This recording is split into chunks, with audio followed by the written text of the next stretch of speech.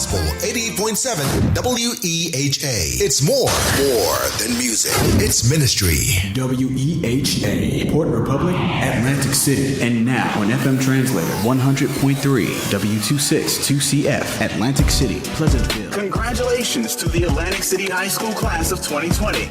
You have exemplified hard work and resilience, especially during the last months of your senior year. For this, the administration, faculty, and staff applaud you. Additionally, we wish you well as you embark upon the next phase of your life. May you, in the words of Mahatma Gandhi, be the change you want to see in the world. Again, congratulations. The views and opinions expressed on the following show are not necessarily those of WEHA, Gospel 88.7 and 100.3 FM. We Have Gospel, Spread the Gospel Inc., or any of its sponsors. WEHA is a listener-supported radio station. To make a donation, call 609-641-8870. Visit our headquarters at 3 Canal Drive, Egg Harbor Township, New Jersey, 08234. Or log on to our website, wehavegospel.com. We Have Gospel.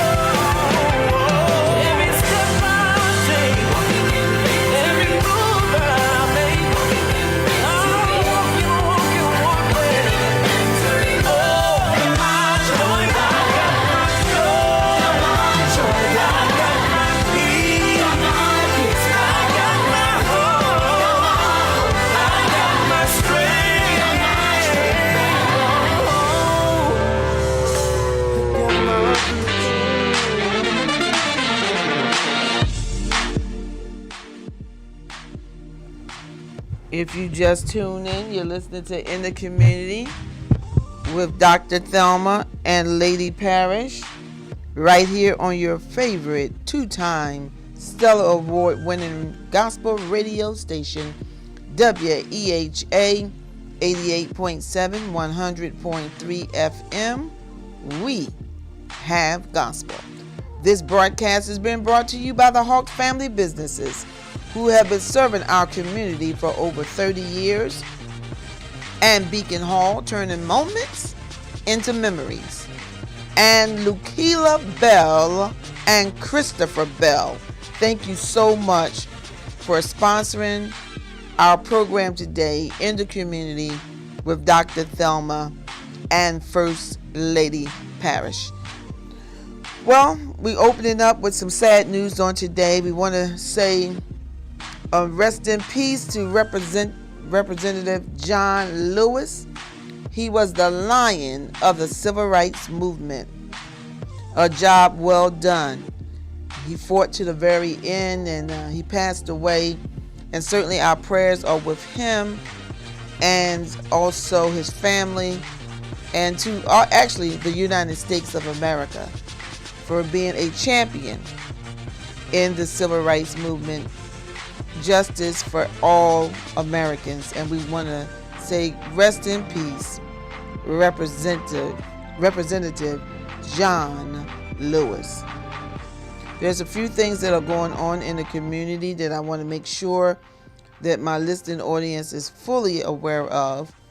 On this week, Wednesday, July 22nd from 12 to 3, there will be a food distribution at the Westminster Christian Worship Center, 9 South Chelsea Avenue in Atlantic City, New Jersey, from 12 p.m. to 3 p.m. All are welcome. All you need is an ID, a mask, and your card. That's it. And we have a variety of things that will be distributed on that day, including meat, dairy, produce, and additional items that we will be giving out on that day. And it's all free. It doesn't cost anything, and it's for anybody. All right? So you are more than welcome to come. Again, that's the 9 South Chelsea Avenue in Atlantic City, New Jersey. Also on July the 31st, Faith Baptist Church will be having a drive-through food giveaway, and it's going to be July 31st at 10 a.m. and it's going to be held in the Faith Baptist Church parking lot. 829 Tilton Road in Pleasantville, New Jersey.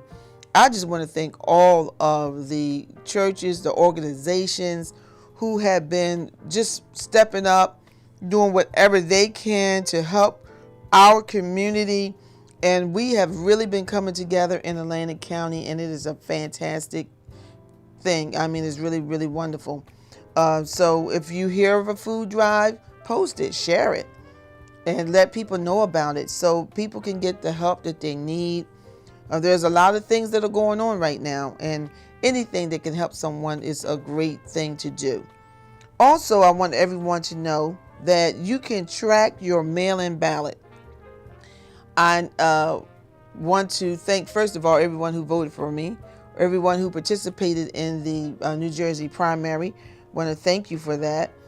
But I also had some additional information for you because we really don't know what the future holds as far as the elections are concerned, whether it would be a mail-in ballot, whether it would be a little bit of both, whether it be the machine and the mail-in ballot. We really don't know as of yet. But if you want to track your mail-in ballot, you can go to the New Jersey Department State Division of Elections, and you will scroll down to where it says track your mail-in ballot.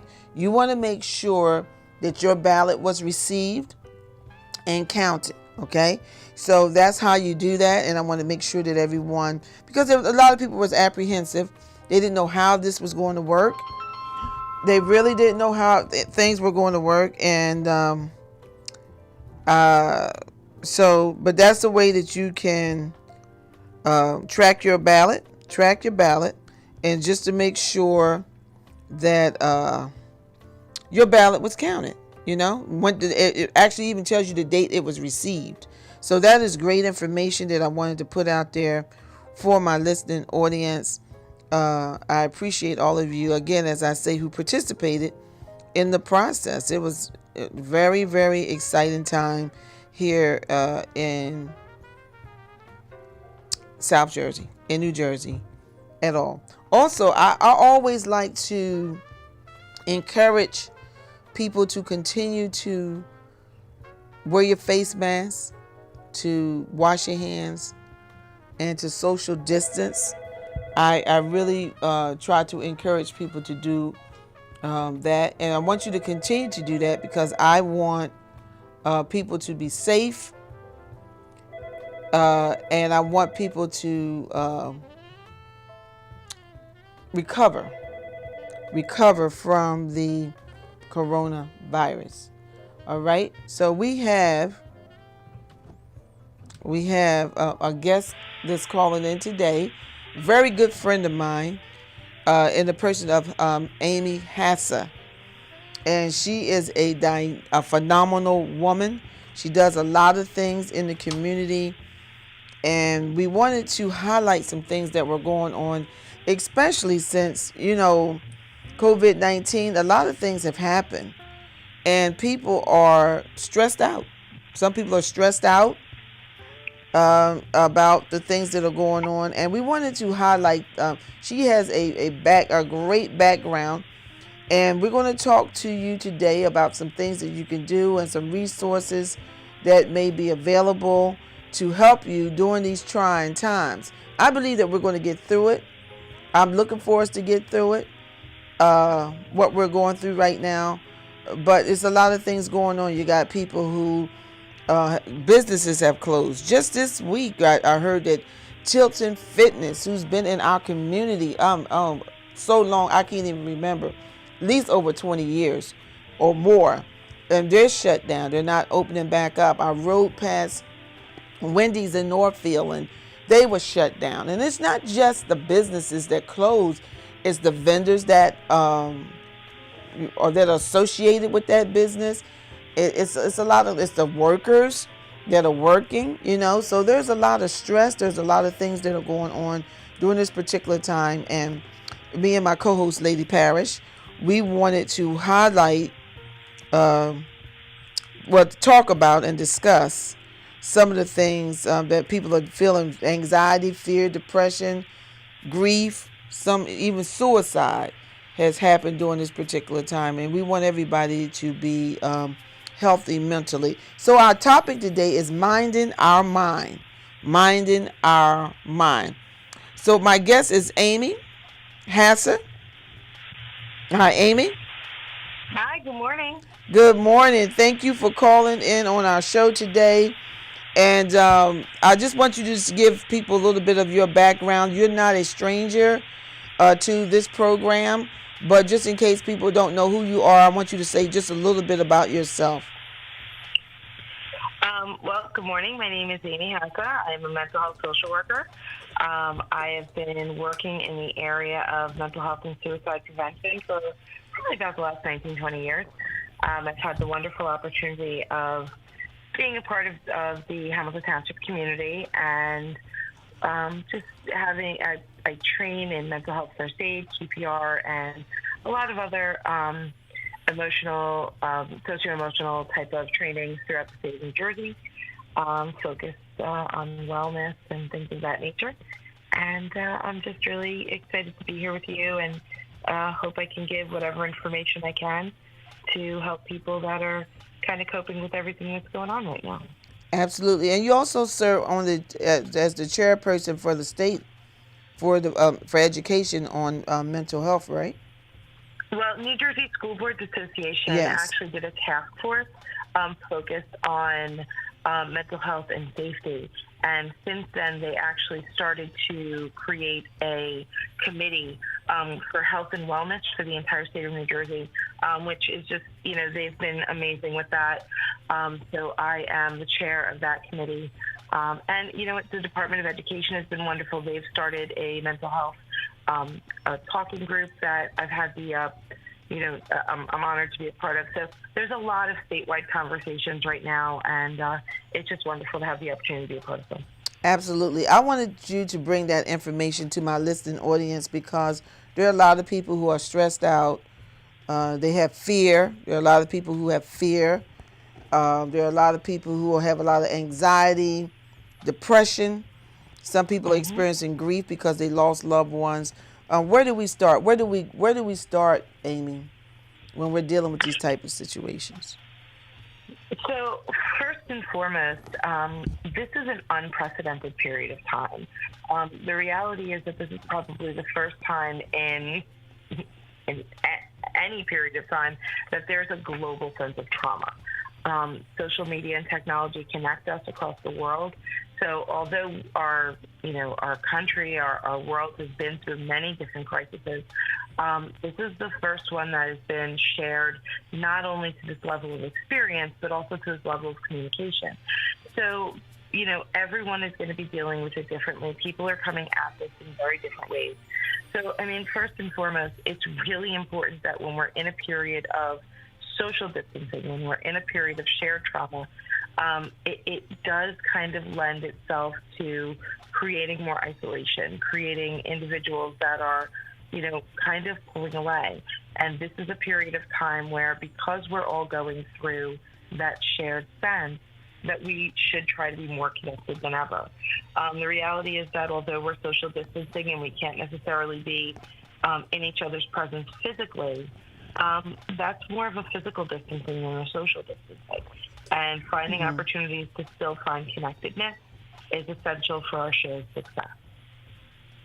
Absolutely, absolutely. What would you say to people who have fear? How can they overcome the fear of this COVID-19? I think that's a great question. First and foremost is to recognize that fear is valid. A lot of times people are looking at this and saying things like, hey, you've had all this time off, what have you accomplished? And the reality is some people are just accomplishing waking up and functioning, and that's okay. There is no sense of urgency in regards to, having to utilize this time. If you realize that your fears and your feelings are valid, finding things each day to help you feel connected to others, and in the same respect, step away from social media, step away from the news sometimes. I think that sort of has the adverse, where you're looking at what's going on in the world, and a little bit of information is great, but sometimes a lot of information feeds into that fear. The other thing is look at the things that you can control. So, for instance, you may not be able to control whether or not your neighbor wears a mask, or you may not be able to control what people are saying on social media. But you can control that, how your environment is. Right. You can control the connectedness you have to other people. You can control the coping skills that you take part in every day. So when you look at that, global sense of, the things that you can control versus the things that are out of your control, right, and begin to separate the two, it can begin to give you that sense of normalcy and be able to help you a little bit with that anxiety. Absolutely, absolutely. I think it's great advice for people to step away from CNN, NBC, Fox, whatever they watch, to step away from that from a little bit and then come back into it. I also think it's important for people to know, which I've been trying to come up with the numbers, how many people have recovered. Mm-hmm. Even if you test positive for COVID-19, it doesn't mean it's a death sentence. And a lot of people are, if they get it, they just get, worked up. When I had checked a couple of weeks ago, over 1 million people had recovered. Mm-hmm. Over 1 million people had recovered. So I think doing some research, but not trying to be the doctor, and still doing what we need to do in order to remain safe is key in helping us with our mental state. Do you agree with that? Absolutely. This is just such a hard period of time, and unfortunately, when all of these things are just surrounding you, whether it be, just the state of our communities right now, the state of our world, the state of this pandemic, it lends itself to people becoming very overwhelmed. Looking at what your options are, looking at what's out there to help make you feel like you have, some control over this is going to be a huge component of that wellness. Absolutely. Now, there are people who are dealing with depression, and I know that you have a lot of resources and information. People that are dealing with depression, and maybe they don't know that they're depressed. Maybe they don't, because now that people are trying to quarantine and stay in to a certain degree, but some people are not going out at all, and they're staying in totally, and they have become depressed. What would you suggest, Amy? So, first off, if you're realizing that, what you're experiencing is outside of the normal feelings of just stress and sadness, there are definitely hotlines, helplines, support lines that are out there. Locally in our community, Mental Health Association of Atlantic County, that's mhac.info, has a great resource page. And they also have a lot of online virtual support groups. I have a tremendous amount of respect for them. They're really wonderful. Actually, Governor Murphy had put up a mental health hotline, which is 866-202-4357, and that is a New Jersey mental health hotline. So that's one of the ones that Governor Murphy had advertised, as well as the New Jersey Suicide Prevention Hopeline, which is 855-654-6735. And, the reality is that there are a lot of online virtual options for reaching out to get support and assistance right now. Right. With individuals not necessarily needing people, physically, it allows for people to reach out and get support and help when they're feeling that crisis versus where we were previously, which was sometimes you could wait long periods of time to actually get to some of these resources. Now there are a lot more resources that are becoming steadily available to us to reach out to in those moments of crisis. The other thing, too, is that there's a great opportunity for anybody who's experiencing, bouts with depression. Right. And that's really kind of doing, a baseline assessment of yourself when you're when you are feeling good to help you when you're not feeling as well. And, basically taking the opportunity, the Mental Health Association of New Jersey has a website that actually has free screening tools on it, as well as just, kind of looking and saying, hey, when I'm not feeling well, what does that look like? Who are the people I feel safe reaching out to? What are those just very beginning indicators that my friends and family might want to watch for? Right. And what doesn't make me feel good when, I'm starting to get into those situations? If you have a plan, just like, kids at schools do fire drills and they plan for crisis by, putting specific steps in place. When you're in periods where you are feeling a little better, that's the perfect time to make plans, put together phone numbers, and sort of, create what to do when you start to not feel well again. And that's going to happen throughout this crisis. Absolutely. What are some of the signs for somebody that's depressed? Because some people they're able to mask it and you don't really know. And then you will see something that'll come out, they committed suicide or they done something that was, and you say, I didn't see it. I didn't see any signs of depression or anything like that. They wasn't talking about suicide, any of that. What are some of the signs that we should look for? And how could we help someone if we see them in that state? So here's the tricky part about this. Some of what we would normally indicate regarding signs and symptoms of things like depression, anxiety, are starting to become general norms around COVID living.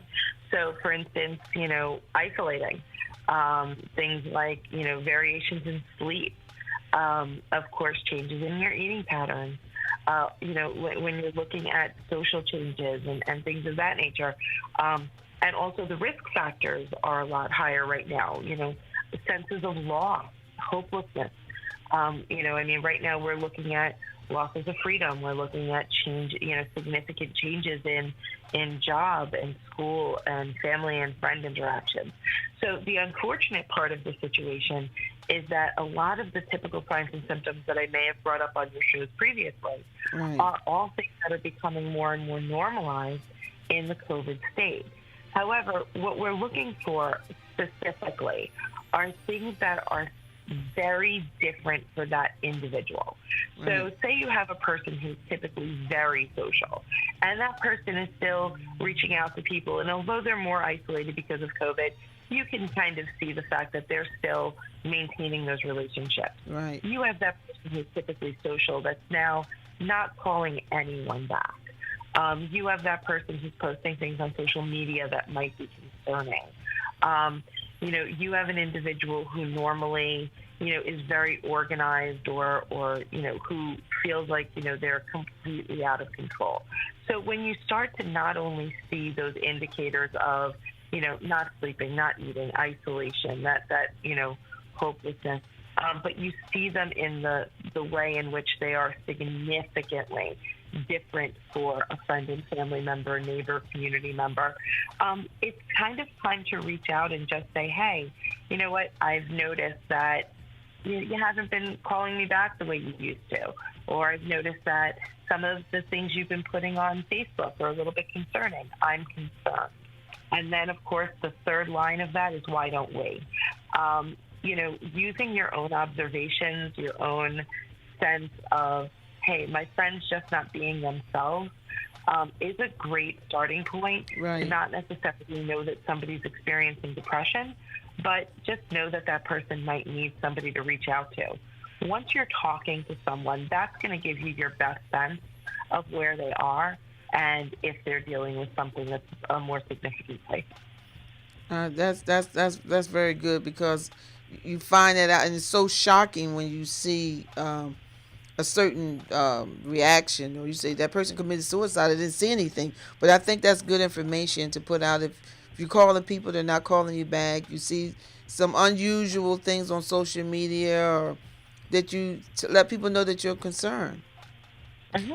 And that's really where it starts. The reality is that our community members that aren't trained as mental health providers, it's not about them knowing what a diagnosis looks like. Right. It's not about them knowing what all of the different names of the different diagnoses are.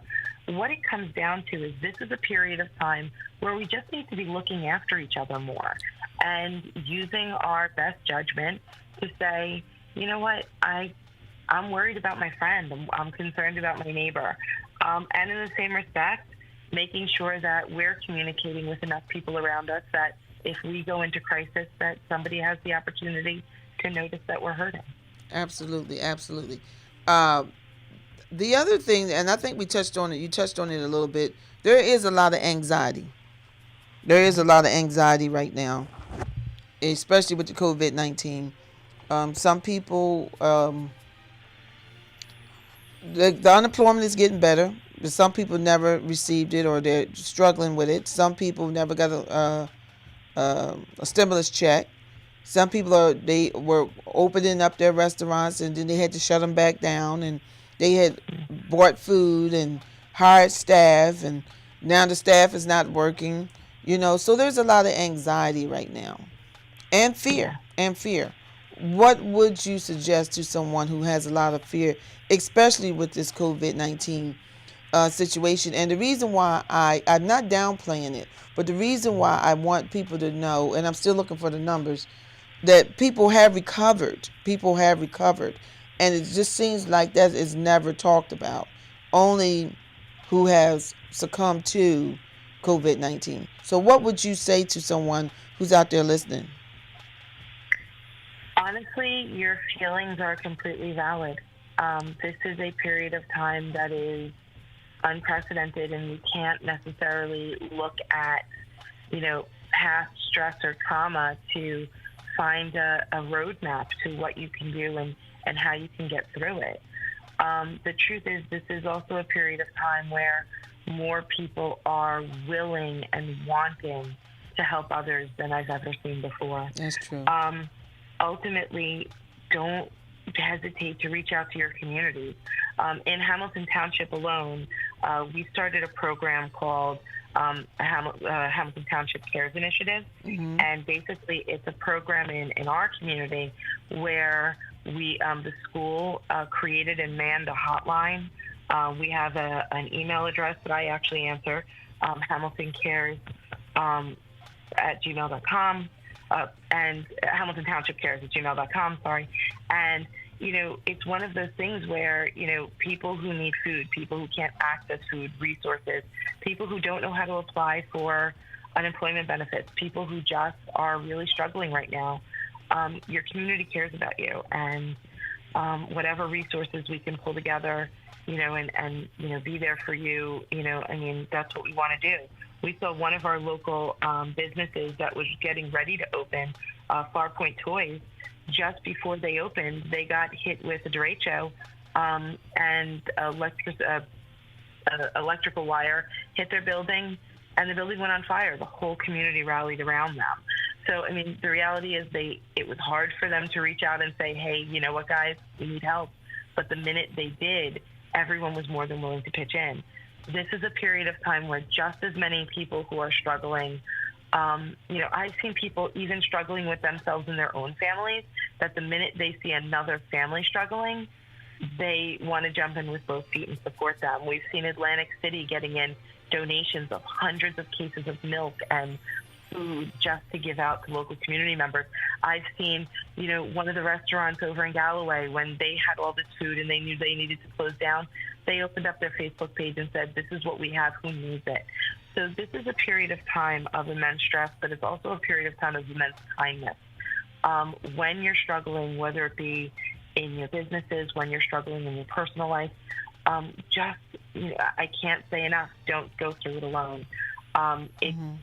Look at what's helped you in the past, utilize those past resources, but understand that right now people care, and as a community, we are going to sink and swim in this together. The only way for us to survive this is to do it as a unit. I really agree with that. And as you say, the people have been doing that in our community, the businesses.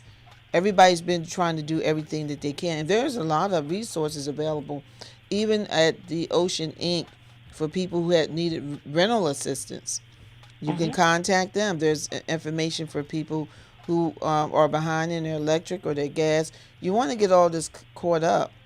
You don't want to be stressed out, on how you're going to pay it when there are programs that are available right now for Catholic Charities, Ocean Inc., New Jersey Shares. There's different things that people can use to help them to navigate during this COVID-19. So I really, really appreciate that. We're going to be taking a break in about a minute, Amy, and then we want you to come back for just a little bit, just to help people out, because people really need this right now.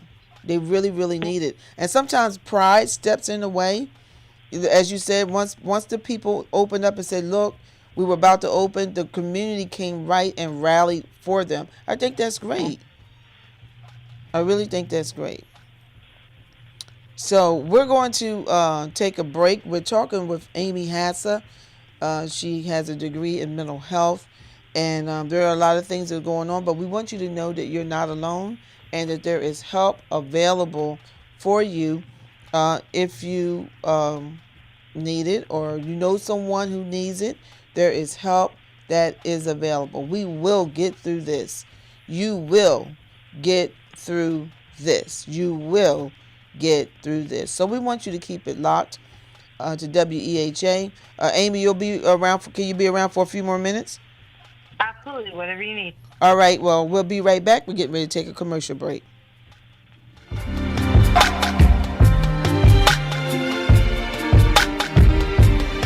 Partners in Faith presents Out Front Podcast Radio Show with hosts Bishop John Gandy and Pastor Josh Kennedy. They will discuss how the church and community can move forward from our current state of civic unrest to healing and unity with the church out front and leading. You can tune in to Out Front with Bishop John Gandy and Pastor Josh Kennedy live every Wednesday, 5 p.m. on WEHA. Kelsey and Kim's is now open 7 days a week for lunch and dinner, 11 a.m. to 8 p.m. Takeout only, 609-350-6890. Pickups only, delivery service coming soon. Address 201 Melrose Avenue, Atlantic City, New Jersey. Kelsey and Kim's is now open for takeout, the best Southern cuisine. This is you over 30 years ago. Are we there yet? Are we there yet? And this is your mom now. Are we there yet? Are we there yet? Roles change without us noticing. That's why AARP gives you the information to provide even better care for your loved one. Visit aarp.org/caregiver. Hello, WEHA listeners. This is Lisa Diane Hall, General Sales Manager here at WEHA 88.7 and 100.3 FM, where we have gospel and we have talk. We'd like to thank you for listening and sincerely appreciate your continued support over the last 10 years. Thanks to all of you, WEHA is now a 2-time Stellar Award-winning gospel radio station with a recording studio right here in your local community. As the newly appointed General Sales Manager, it is my goal to share my 20 years of experience in broadcasting and marketing with your church, business, or organization. I am pleased to announce WEHA's new community branding partnerships, where you have the opportunity to be heard on all of WEHA's platforms, including 2 FM bands, WEHA WeHaveGospel.com, and all of WEHA's social media pages, including Facebook, Instagram, Twitter, and YouTube. WEHA is currently seeking new Sunday morning programming and new talk shows. For more information or to arrange a WEHA studio tour, you can reach me, Lisa Diane Hall, at WEHA Studios at 609-641-8870. That's 609-641-8870. WEHA is Christ-centered, community-focused, and listener-supported. Listen, as a hiring manager, I've got to tell you, the best job candidate isn't always the typical candidate. Sometimes they're a grad of life. Meet the grads of life. Young adults of unique determination and experience, an ideal fit for your company in an entry-level position, internship, or mentorship. They might not have every qualification you typically look for, but they're exactly who your company needs. Sometimes the best candidates aren't the ones you're used to. Go to gradsoflife.org to learn how to find, cultivate, and train this great pool of untapped talent. The weather Brought to you by the outside Ad Council is and frightful. gradsoflife.org. But the gospel is so delightful. Yes. Check out our new website at www.wehavegospel.com. Partners in Faith presents Out Front podcast radio show with hosts Bishop John Gandy and Pastor Josh Kennedy. They will discuss how the church and community can move forward from our current state of civic unrest to healing and unity with the church out front and leading. You can tune in to Out Front with Bishop John Gandy and Pastor Josh Kennedy live every Wednesday, 5 p.m. on WEHA. If you just tuned in, you listen to In the Community with Dr. Thelma and First Lady Parrish right here on your two-time Stellar Award-winning radio station, WEHA 88.7, 100.3 FM. We have gospel. This broadcast has been brought to you by the Hawks Family Businesses, who have been serving our community for over 30 years, and Beacon Hall, turning moments into memories, and Lukila Bell and Christopher Bell. Thank you so much for sponsoring In the Community with Dr. Thelma Witherspoon and First Lady Parrish. Just one quick public announcement. The NAACP of Atlantic City will be having a Zoom, and WEHA will be broadcasting an event on Tuesday at 1 o'clock. For the Attorney General will be on the call on the Zoom, along with the prosecutor, Atlantic County Prosecutor Damian Tyner. So make sure you tune in to WEHA 88.7, 100.3 FM on Tuesday at 1 o'clock p.m. All right, we're going to continue with our interview with Amy Hatzer, a very good friend of mine and someone who has been out there in the community for a long time. She serves on the school board in Hamilton Township, and she's on the New Jersey School Board's, the chairperson for the New Jersey School Board's mental health for students. And we just thank you, Amy, for the job that you're doing out there in our community. So we want to continue talking, Amy, to our listening audience. What are some of the things that we can do for young people? Oh, so that's a great question. And right now, structure is super important. I have found, even with my own family, that our schedules are nothing what they looked like pre-COVID.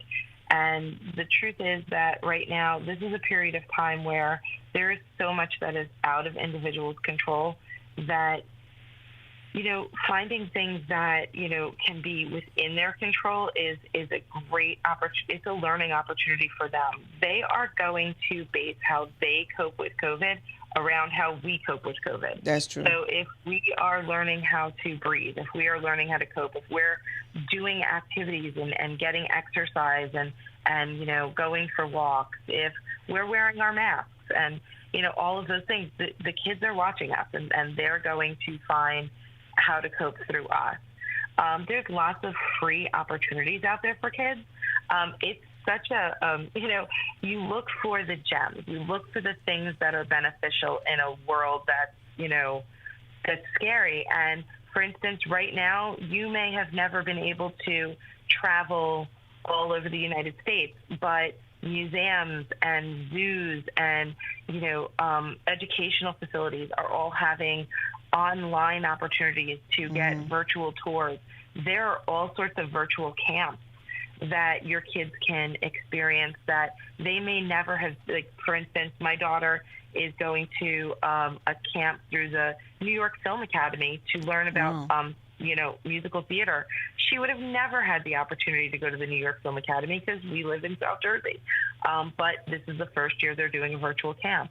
My son went to a magic camp, So, there's just all sorts of varsity tutors and the Cape May Zoo and all sorts of museums in Philadelphia that are doing these virtual opportunities that kids can become engaged. They can be given some sort of engaging structure. And even if you have absolutely no extra money to spend on it, you can take a class in physics of fireworks, which we've heard fireworks nonstop lately, for free through Varsity Tutors.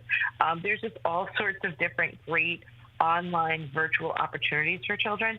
So, sit with your kids, look at different online, literally travel through a computer or your smartphones or your television sets to kind of show them the world that may not have been visible and available to us prior to COVID. That's definitely one way, creating structure and activity. Getting out there, riding a bike, going for a walk, exercising in your home if you're quarantined, eating healthy food, drinking water.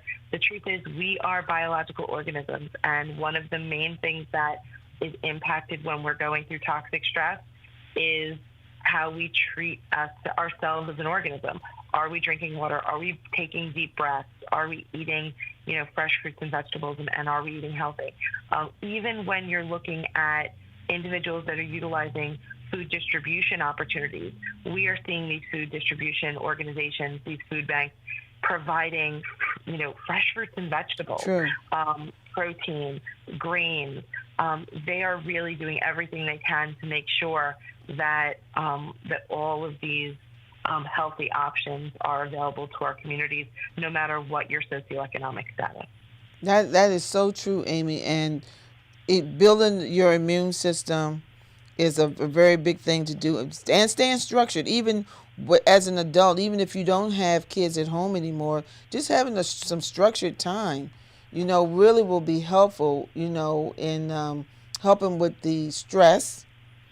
I almost have like a time sheet almost mentally on things that I need to do and accomplish, and write it down, because it's so stressful if you get overwhelmed if you're just trying to do everything at one time. It's just too much, so I think that will help with the stress. I do have a little information.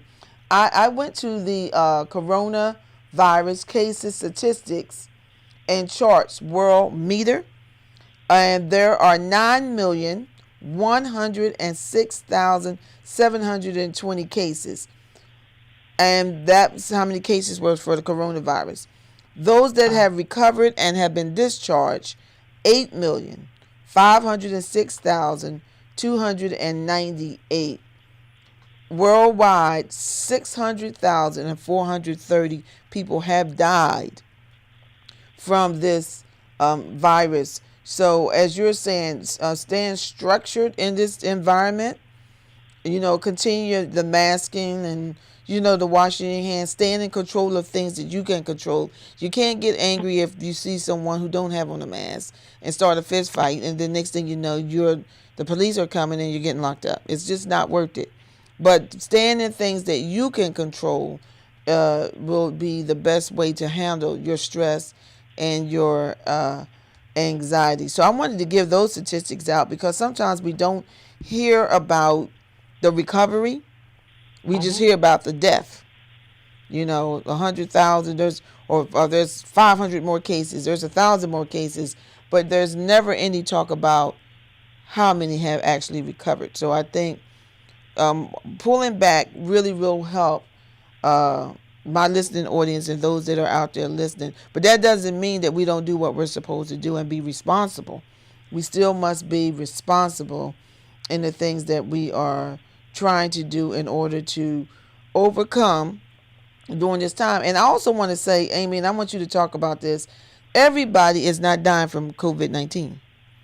And it just appears that every time you see the media, everybody died from COVID-19. They even said, and I'm going to let this rest, George Floyd died from COVID-19.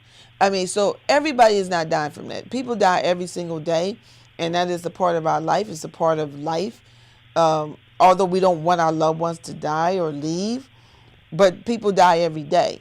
But everybody is not dying from COVID-19. What would you say about that, Amy? So I think that, right now, again, when we're looking at this, there is a vastly different perspective from, especially when you're looking at, individuals that are, first responders on the front lines. It's scary. My sister's actually, my sister works in St. Luke's in Pennsylvania, and it's incredible the number of cases that are coming in, and people are dying from different ailments that are coming from COVID. COVID is bringing up some pre-existing conditions and exacerbating them.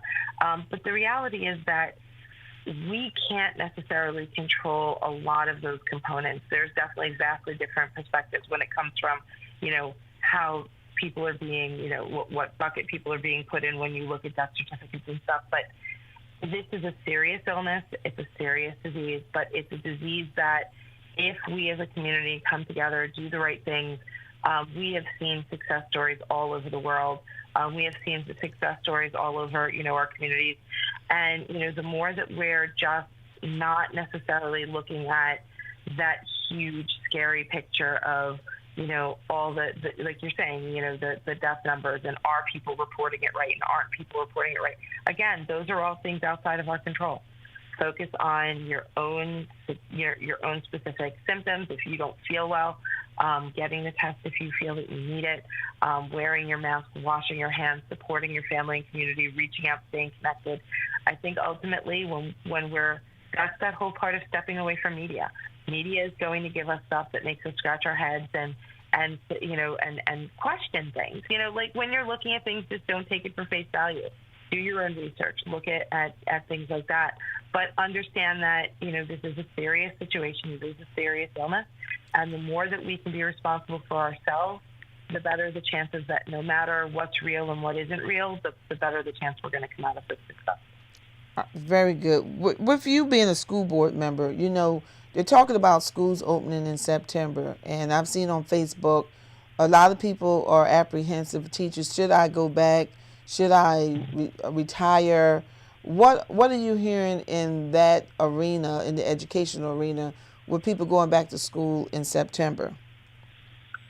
So keeping in mind that right now I am inundated with meetings and not just, as a community member, as a school board member, but just listening to everything that's out there right now. I cannot talk for our board. I can only talk for myself as an individual. So anything I say is not representative of the Hamilton Township School Board.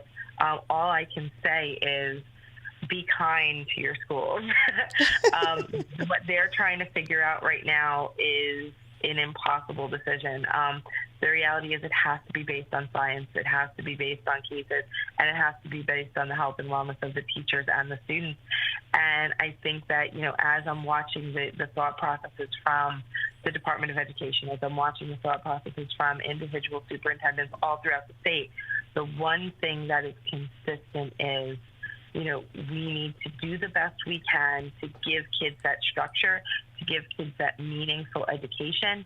We need to keep them safe physically, and we need to recognize that we have very limited resources. Our teachers are, an amazing resource to our students, and there's only one set of them. So even if we're sending kids to school in pods or using some sort of, spaced out learning, process, it's the same teachers that are going to be there, whether it be on the computer or in the classroom. And ultimately, we do have to consider their health, their wellness, and just understand that, their love of these kids and they're trying to do everything that's best for kids is just truly, it's monumental right now. Ultimately, your school districts are going to come up with plans that 50% of parents are going to think are brilliant and 50% of parents are going to hate. And no matter what plan they come up with, it's not going to make everyone happy. But just be kind, be patient, understand that they don't have a model to go off of.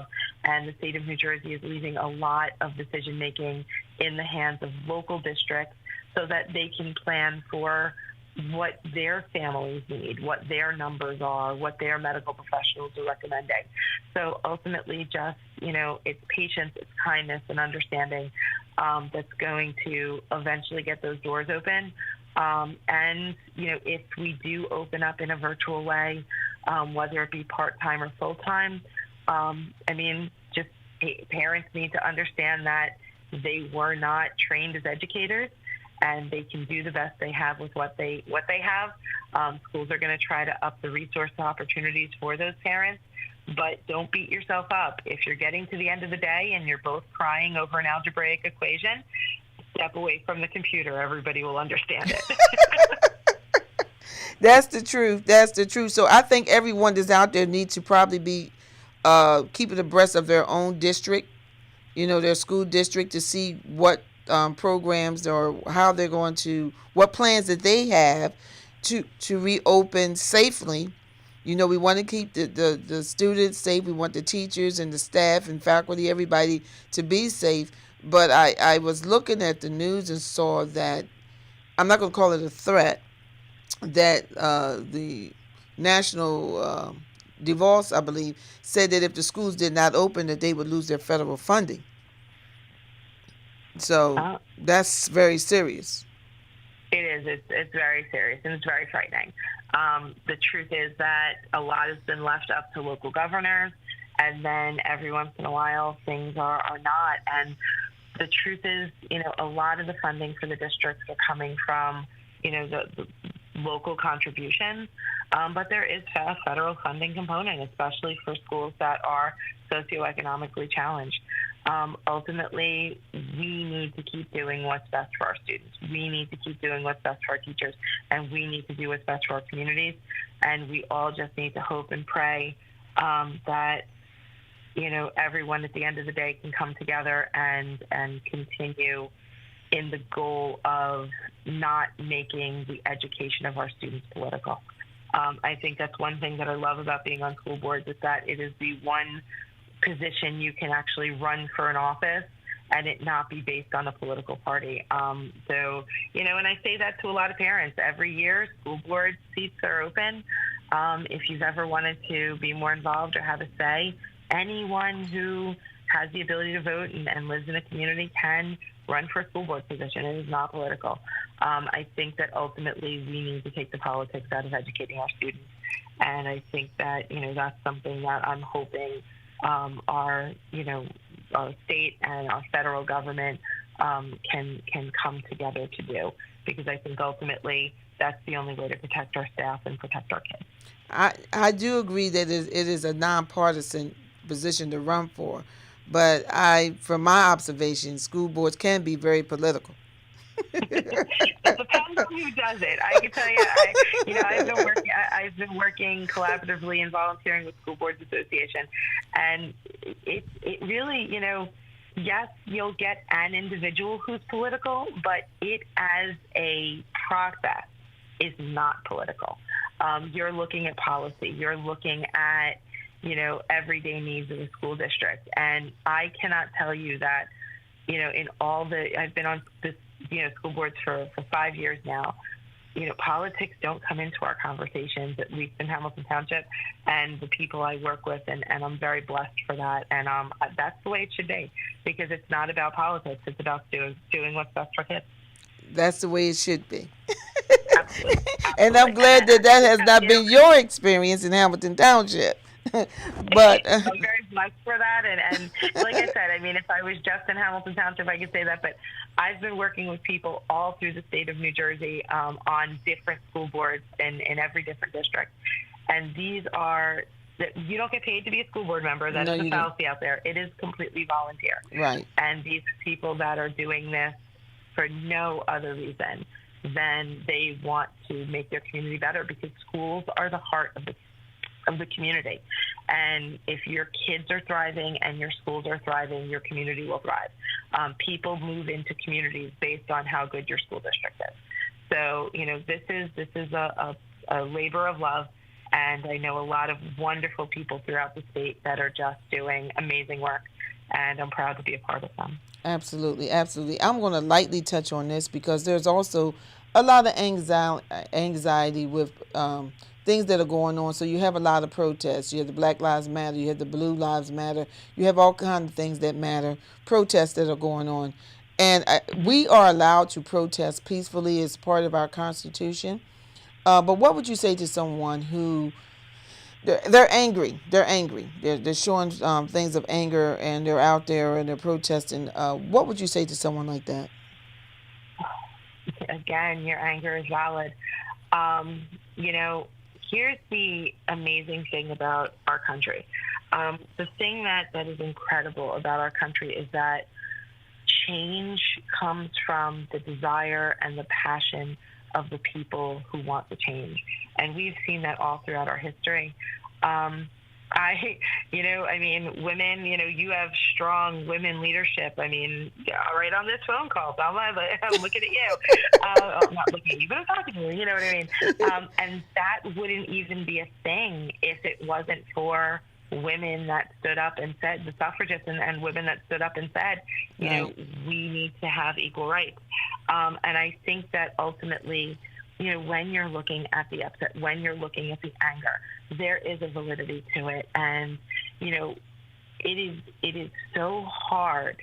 It hurts my heart to see there be such a divide over such something that should be a naturally accepted concept, that individuals, every individual should have, the same opportunities, rights, support, resources. And we see this whether it be in socioeconomic divides, racial divides. You look all throughout our country, and there are systemic, situations and systemic things in place that really do cause major divides amongst our people and amongst our communities. I will stand out there and say that, all lives can't matter until Black Lives Matter. I will say that, when you're looking at our students and when you're looking at our kids, they're watching us and they're going to take their cues from the adults. And we see how they treat each other is directly impacted with how we treat each other. Everyone in our community needs to recognize the fact that if you've never had to have a judge make a determination whether or not your rights are valid, then that is a privilege. Whether it be our LGBTQ kids, that 42% of our LGBTQ children look at suicide as a viable option. We just came out of Pride Month, whether it be, again, the socioeconomic differences, whether it be, racial biases and implicit bias and racial differences. As a community, we just all need to understand that the rights and the privileges that some people experience need to be something that we strive to be experienced by all. We can't continue to allow ourselves to feel that anyone shouldn't have the same opportunities. We look at even things like food deserts, and that's something that's being taken on by COVID responses. Right. Everyone should have the same rights to health, happiness, relationships, and just being able to be their best selves. That's well said, Amy. And I just wanted to touch on that because that's all a part of the anxiety and stress and, things that are going on right here in our community. And I think that when we ignore those feelings, then there cannot be a resolution. You can't resolve anything that you really won't own up to or admit that you're feeling or how you feel about the different situations. And we do live in a country where we do have the freedom of speech and the freedom to protest. But like you say, people are looking at us and our children, our grandkids. They're looking at us to see how we're actually handling the situation. So I think we have to come to a conclusion or a resolution where everybody is created and treated equally and fairly. I'm for Black Lives Matter. I'm for Blue Lives Matter. I don't believe in defunding, dismantling police departments. However, I don't agree with police brutality. I am for reform. I'm not for anything that's negative, but I want things to get better and be better in our country. I want to thank you so much for coming on our show today and for us having this conversation and for you being my friend. What would you leave? We got about a minute. What would you leave with my listening audience? So, ultimately, we need to take care of each other. We need to support each other. We only get through this if we get through this together. If you're looking for great opportunities for your kids, especially free opportunities, I started a Facebook page, which is if you go to Facebook and put putting students first in ML. You'll see all sorts of free resources for your kids. If you're coping with stress and you need support, if you text 741-741, you just text the letters NJ. It'll connect you directly to counselors and support. There's so many things out there right now.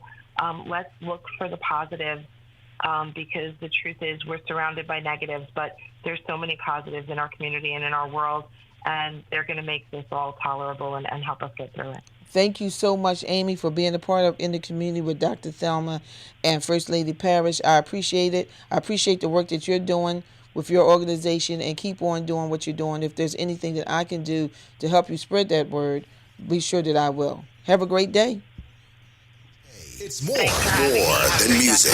It's ministry. WEHA, Port Republic, Atlantic City, and now on FM Translator